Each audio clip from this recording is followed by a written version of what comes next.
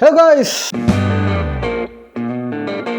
Welcome to 360 with Arun. இந்தியாவில் ரொம்ப famous இந்த தலப்பாக்கட்டி பிரியாணி அப்படின்னு சொல்லும்போது நம்மளுக்கு சில ஷாப் நேம்லாம் ரிமெம்பர் ஆகும். அது மாதிரி தலப்பாக்கட்டி பிரியாணின்றது ரொம்ப ஃபேமஸ். அவங்க 100க்கு மேலே பிரான்ச் இருக்குது. இன்றைக்கி வந்து அதாவது இந்த ஃபவுண்டர்ஸ் டே,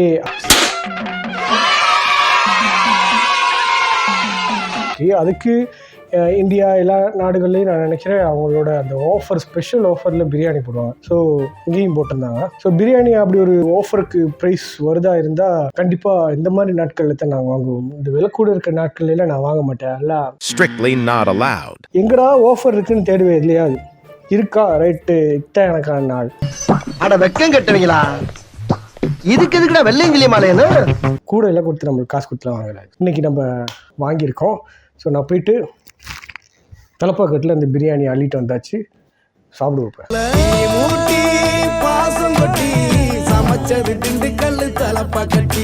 ஒரு அழகான பேக்கில் தான் கொடுத்துருக்காங்கண்ணா, பரவாயில்ல.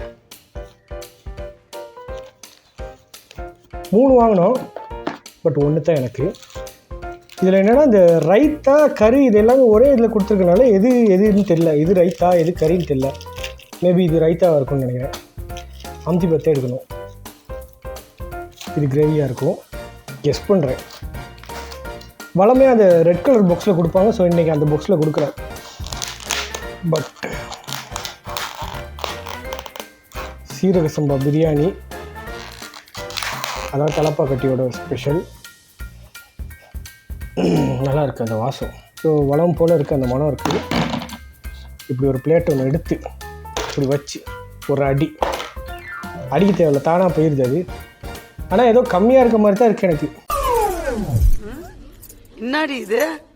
வளமையாக இந்த குவான்டிட்டி தான், அந்த பெரிய குவான்டிட்டி இருக்காது. ஆனால் ஆஃபர் ஓகே, ஆஃபர் கொடுக்குறாங்க. பட் குவான்டிட்டியில் குறைச்சி அப்படி தான். இவ்வளோ தான் சிக்கன் பீஸ், இவ்வளோ தான் இருக்குது. ஸோ மேபி அந்த 849 ரூபாய்க்கு கொடுக்குறோன்றனால நீ குவான்டிட்டியை குறைப்பீங்களா இருந்தால் அது எப்படி ஆஃபர் ஆகும்? ஆஃபர் இல்லையா? அதே குவான்டிட்டி அப்படியே கிடைக்குமா இருந்தால் பிரச்சனை இல்லை, ஆஃபர்னு சொல்லலாம். பட் இவ்வளோ தான் சிக்கன் பீஸே இருக்குது. இது என்ன ஒரு 100 கிராம் கூட வராது.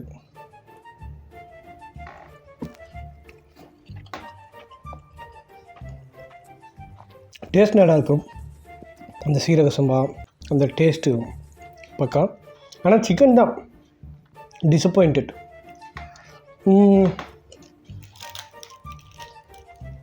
அவங்களோட அந்த ஹெட்டெலாம் இருக்குல்ல, இந்த ஆஃபர் இருக்குன்றது சொல்கிறதுலாம் இருக்குல்ல, அதுக்கெலாம் போடுற ஹெட்டிலலாம் பெரிய பெரிய கோழி துண்டு காலை காட்டுறீங்க. போயிட்டு வாங்கினா கோழியே இல்லை. ஒருவேளை இங்கே மட்டும் இப்படியா, இல்லாட்டி ஏவுட்டு பார்சல்ல மட்டும் இப்படியான்னு தெரில. ரைத்தா நல்லா ஃப்ரெஷ்ஷாக இருக்குது. ஆனால் ஏமாற்றி போட்டிங்கடா டேய். ஏன்டா இருக்கீங்க? நம்மளாம் அந்த சிக்கன் இருந்தால் தான் அது ஃபுல்ஃபில் ஆகும் சாப்பிடும்போது. அது இல்லைன்னா அப்புறம் எப்படி? ஐயோ, பேச்சாடா பேசுன, கொஞ்சம் நெஞ்ச பேச்சா பேசுன. அதான் யாரையும் வையக்கூடாதுன்றது அதனால தான் சொல்கிறது. கொட்டிருச்சு, பரவாயில்ல விட்டுருங்க. கிரேவி நல்லாயிருக்கும். ஒருவேளை அந்த ஃபவுண்டருக்கு கேட்டுருச்சோ, என்ன ஏடா வையிறீங்க?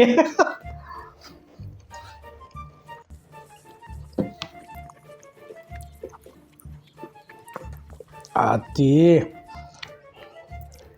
சொல்லியான்னு ஒருக்கிட்டாங்க ஐயா. ஓகே, அதை விட்டுருவோம், அது பிறகு பார்ப்போம். முதல்ல நம்ம ஒரு கவனம் வந்து சாப்பிட்றதுல தான் இருக்கணும். எப்போ பார்த்தாலும் சோறுன்னு.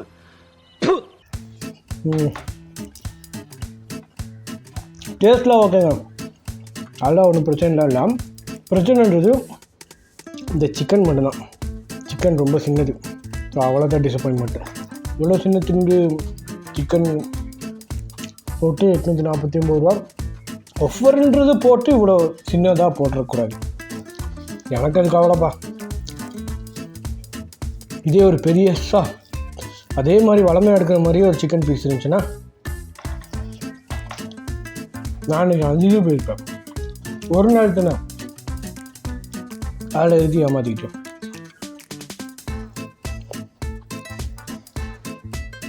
மற்றபடி ஓகே, டேஸ்ட் நல்லாயிருக்கு. அப்புறம் பிரியாணின்றது எல்லா ஃபுட்டுமே ஃபுட்டாக இருக்கும், பிரியாணி ஒன்று தான் எமோஷ்னலாக இருக்கும். எனக்கெல்லாம் அப்படி தான். நான் இந்தியா வந்தனோ அதுக்கு பிறகு நான் ஒவ்வொரு இடமா பிரியாணி போய்ட்டு சாப்பிடும்போது எனக்கு பிரியாணின்றது அந்த ஒரு வார்த்தையே ஒரு எமோஷ்னலாக இருக்கும். எனக்கு ரொம்ப பிடிச்ச சாப்பாடு பிரியாணி. அடுத்து ஷவர்மா. இந்த பிரியாணி வந்து எனக்கு ரொம்ப அந்த மாதிரியான ஒரு விஷயம். அது ரோட்டு கடையிலையாக இருக்கட்டும், எங்கேயா வேணாலும் இருக்கட்டும், பிரியாணின்ற ஒரு வார்த்தைக்கு நான் எடிக்ட்டு. அது எந்த பிரியாணி இருந்தாலும் இதுதான் பெஸ்ட்டு, இதுதான் எனக்கு பிடிக்கும்ல. ஹைதராபாதியா, அதில் உள்ள அந்த டேஸ்ட்டு எனக்கு பிடிக்கும். ஹைதராபாதாக சாப்பிடுவேன். அதான் சரியா, அது கொஞ்சம் இந்த மலபார் பிரியாணி கொஞ்சம் இனிக்கிற மாதிரி அப்படி இருக்கும். ஆனால் அதுக்குன்னு ஒரு இது இருக்குல்ல, அந்த ஸ்டைலில் நான் அதை சாப்பிடுவேன், அதை நான் விரும்புவேன். அதோட ஒரிஜினாலிட்டியாக அப்படித்தான். இது தலப்பாக்கட்டியாக இருக்கட்டும், ஆம்பூராக இருக்கட்டும், ஃபிலோன் பிரியாணியாக இருக்கட்டும், அதோட ஒரிஜினாலிட்டியில் நான் சாப்பிடுவேன். மித்த பிடிக்கும்லாம் இல்லை, பிரியாணினாலே பிடிக்கும். ஸோ பண்ணி கமெண்ட் பண்ணுங்கள் உங்களுக்கு பிடிச்ச பிரியாணி இது. நம்ம அது ஒரு நாள் ட்ரை பண்ணுவோம். எது கூட வருதோ அதை ஒன்று செய்வோம், இல்லாட்டி தேடி போய்ட்டு வாங்குவோம். இல்லாட்டி இப்படி பண்ணுவோம், தேடி வாங்கிட்டு நம்மளும் செய்வோம். செஞ்சுட்டு அந்த 2 பிரியாணியும் அதே அந்த குவாலிட்டிக்கே நம்ம பண்ணியிருக்கோமா அப்படின்றத கண்டுபிடிக்கலாம். இந்த நொர்நாட்டியெல்லாம் நோட்டு. இன்னொரு வீடியோ ஒன்று பார்ப்போம். வீடியோ பிடிச்சிருந்தா லைக் பண்ணுங்கள், கமெண்ட் பண்ணுங்கள், ஷேர் அண்ட் சப்ஸ்கிரைப்.